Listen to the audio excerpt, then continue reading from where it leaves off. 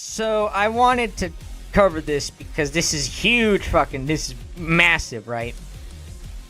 So Johnny Somali, obviously, we know him, we hate him.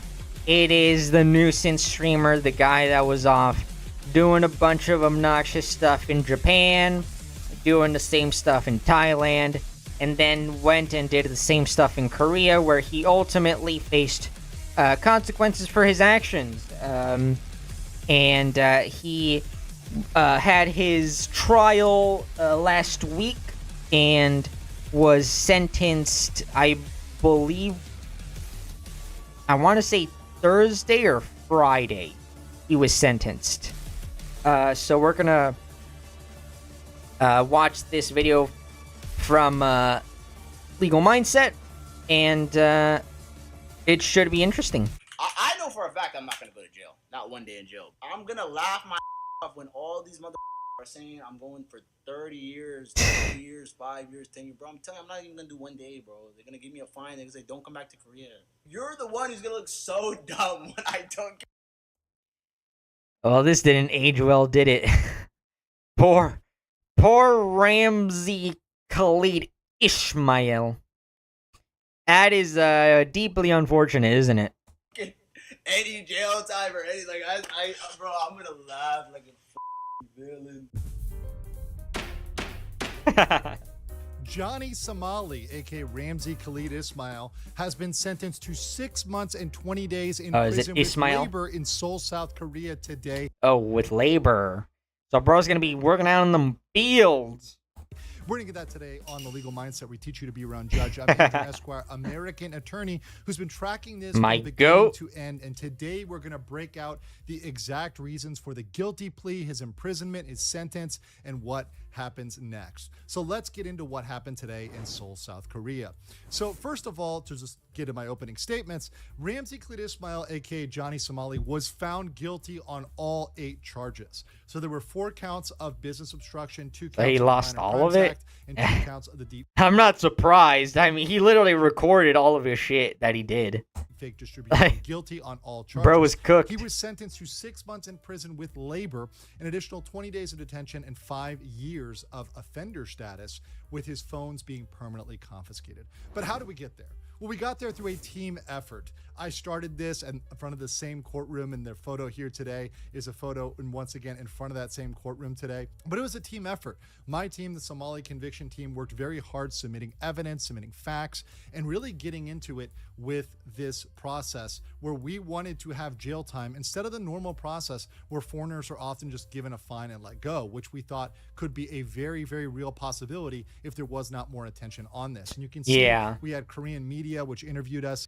Honestly, I think if this situation didn't blow up as much as it did, and if there wasn't so much attention on this, I think because he is a foreigner, he probably would have just been slapped with like a fine and told to fucking leave, to get out, right?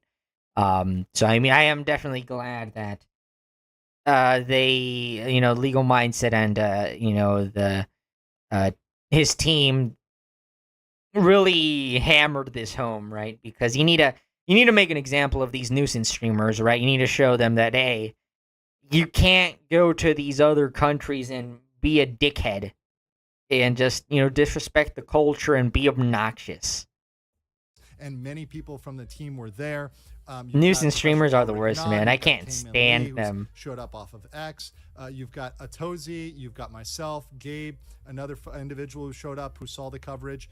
You've got Atozi's editor. Everybody worked together. This was a huge team effort. There are a lot of people that aren't even pictured in this that worked together to get this done. And because of the coverage of this and also the coverage in Korean media, as you see here, that actually led to a different result than normal. But let's get into the trial facts itself. So how did the trial start? Well, the trial started packed with observers. Now, the first time I came, there was hardly anybody in that courtroom about a year and a half ago. However, today, Damn. standing room only. People were standing, Whew. sitting on the floor, all there for Somali. They had to put up actually the red tape. They had to line people up. Buddy It was is a very, very celebrity. much more chaotic than normal. Now, strict security was enforced. There was no phones or recording, as well as no reactions or expression. At one point, when someone smiled during the courtroom, the bailiff actually corrected them to, hey, no expressions, no, keep it serious, keep it somber. And the judge did remain the same throughout the trial. Now, the prosecutor did change in the spring from the older male prosecutor that was there before to a new female prosecutor, which was there today in this case. Now, what happened? Well, first, there was the guilty portion, because first they had to assess the guilt, because Ramsey had pled guilt on 6 of the charges, the business obstruction and the Minor Crimes Act, but still reasserted his non-guilty plea regarding the deepfakes. So the judge found Somali guilty on the deepfakes, as we Makes predicted sense, yeah. he would. Yeah, I mean, I don't know why you would. I mean, they were gonna get their hands on those deepfakes. I don't know why you would plead not guilty to that.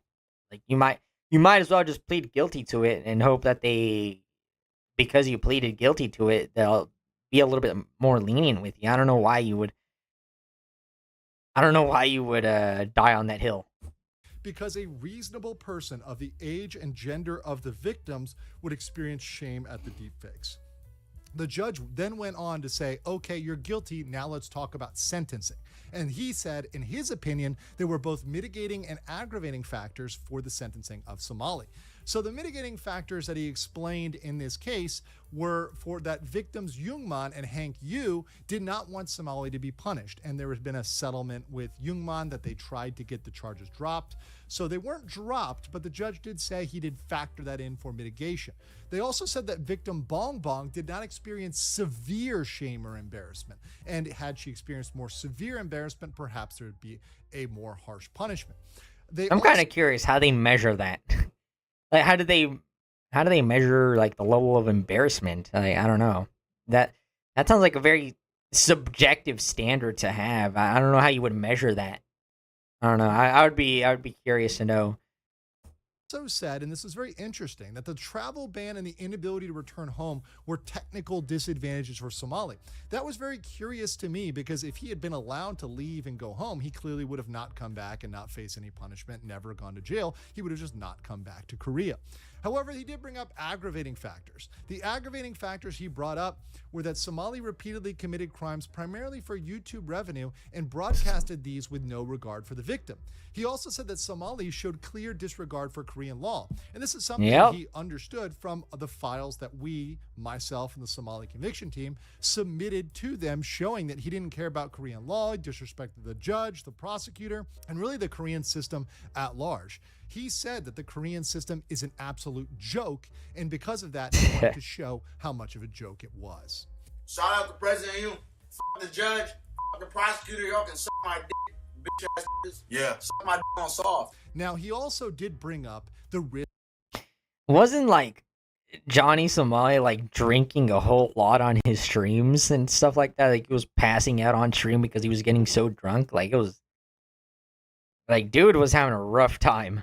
Of repeat copycat crimes, and saying that because Johnny Somali is a type of streamer which can be copied and repeated, this is a risk, and they need to 100%. set a precedent to deter 100%. other streamers from coming in. Yes, now, sir. Whether or not 6 months will actually deter people is up for debate. A lot of people, even myself included, think it's not severe enough to deter everybody, but perhaps it can be some sort of deterrent. But he did factor that in as an aggravating factor.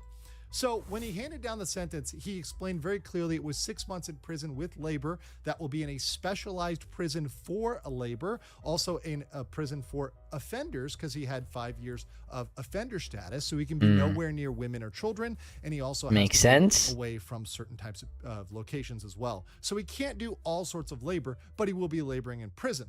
He also will have an additional 20 days of detention, and his phones are permanently confiscated. He will never get back that Galaxy or iPhone yet ever again. The judge also explained that there are several questions about damn. They really took your shit, son. Damn, you're gonna have to buy a new Galaxy and iPhone. Damn. The harshest punishment of it all, really. flight risk and whether he would be immediately detained. They gave him the option to remain silent, but instead Johnny Somali decided to speak and decided to lie even more. So when Somali Not spoke, smart. the judge asked him if he was still a student. Somali lied. He said, yes, Arizona State University. We all know this is untrue. He hasn't been a student for quite a long time. The judge asked if there was any other reason why he should not be immediately detained. Somali said, I have family in my home country that I miss deeply, and I know I have to pay for my crimes, but I'd be grateful if you gave me a second chance because I think I can do better. Well, the judge kind of ignored this plea because it didn't actually that I miss deeply, and I know I have to pay for my crimes, but I'd be grateful if you gave me a second chance because I think I can do better. Well, the judge kind of ignored this plea because it didn't actually answer the question of why he shouldn't be immediately detained. Of course, they're not going to let him go home. That's ridiculous. He's already been sentenced. The prosecutor stated, in fact, that he does pose a severe flight risk and should be detained immediately. Now, he was given another chance to speak to kind of respond to the prosecutor. Somali again lied and said, throughout the court proceedings from 2025 to now, I have refrained from doing anything to harass the public, so I feel this has taught me a vital lesson. Of course, we know that's not true. We have the sexual harassment charges that were filed based on his activity during that period, and those are filed in the Eastern District. We also had several instances where he was harassing people in public, where he was insulting people, getting drunk. So we know that's not true. But the judge said, okay, really, that none of that is relevant. We're going to find a significant flight risk and detain him immediately. So the judge then explained that there's 7 days for both Somali or the prosecution to appeal. This is very important because the prosecution can find that this was too light. They recommended 3 years and he only got 6 months. So the prosecution has a chance to go back, go to the court and say, no, we need more time. They could really fuck him over here. We think this is not fair. Somali can also try. I would love to see him get more time because, 6 months. Really I don't think 6 months is going to be a strong deterrent. I think once we get into the years, we're going to be, successfully deterring people more. While he'll be in jail, he'll be serving that time. By the time he would appeal it for saying it's too severe, well, his term will probably be up. He'll probably be at the end of his sentence where he's already served that prison labor. Now, the bailiff did escort Somali out after that, after they explained the chance for appeal, the 7 days for appeal. His possessions were taken. Somali seemed to be prepared to go to jail as he brought a full backpack with all of his things, and he was handcuffed immediately and taken to a side room where he'll be bussed over to the detention center, and they'll eventually decide which prison to send him to. After Somali left the room and we saw him be, taken off and handcuffed, all the observers left. Now, Korean media was waiting outside, and myself, others, Atozi, we were interviewed about how we felt about it, and we gave our true opinion, which is we are happy that he was proven wrong, but we think that he deserved more time there. They also asked us if we were talking as YouTubers or Americans or whatever, and I answered that we're talking as people interested in the truth, and we're interested in revealing the Korean court process and getting the truth out there, both to Korea, Americans, everybody, and making sure he serves the time that he should serve and he's punished appropriately. So here's my judgment. Somali was proven wrong when he said, I promise you I won't spend 1 day in jail. I know for a fact I'm not going to go to jail. Not 1 day in jail. I'm going to show you guys how far I can push the boundaries, and I'm going to show you that the Korean government is not going to do anything to me. The Korean legal system is not as strong.